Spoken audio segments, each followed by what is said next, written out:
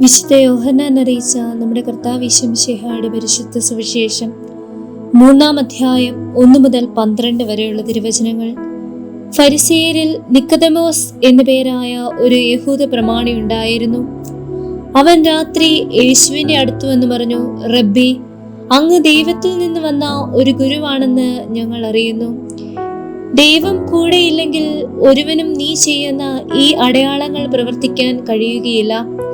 യേശു പറഞ്ഞു, സത്യം സത്യമായി ഞാൻ നിങ്ങളോട് പറയുന്നു, വീണ്ടും ജനിക്കുന്നില്ലെങ്കിൽ ഒരുവന് ദൈവരാജ്യം കാണാൻ കഴിയുകയില്ല. നിക്കോദെമോസ് ചോദിച്ചു, പ്രായമായ മനുഷ്യന് ഇത് എങ്ങനെ സാധിക്കും? അമ്മയുടെ ഉദരത്തിൽ വീണ്ടും പ്രവേശിച്ച് അവന് ജനിക്കുവാൻ കഴിയുമോ?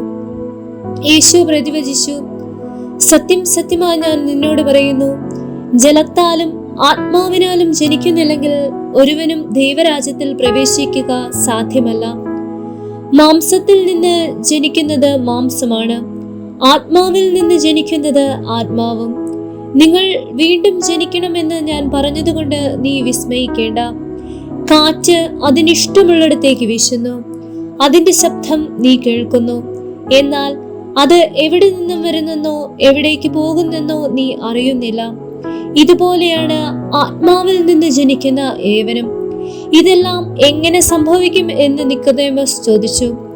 യേശു പറഞ്ഞു, നീ ഇസ്രായേലിലെ ഗുരുവല്ലേ, എന്നിട്ടും ഇക്കാര്യമൊന്നും മനസ്സിലാകുന്നില്ലേ? സത്യം സത്യമായി ഞാൻ നിന്നോട് പറയുന്നു, ഞങ്ങൾ അറിയുന്നവയെ പറ്റി സംസാരിക്കുന്നു, കണ്ടവയെ പറ്റി സാക്ഷ്യപ്പെടുത്തുന്നു, എന്നിട്ടും ഞങ്ങളുടെ സാക്ഷ്യം നിങ്ങൾ സ്വീകരിക്കുന്നില്ല. ഭൗമികമായ കാര്യങ്ങളെ പറ്റി ഞാൻ പറഞ്ഞത് നിങ്ങൾ വിശ്വസിക്കുന്നില്ലെങ്കിൽ സ്വർഗീയ കാര്യങ്ങൾ പറഞ്ഞാൽ എങ്ങനെ വിശ്വസിക്കും?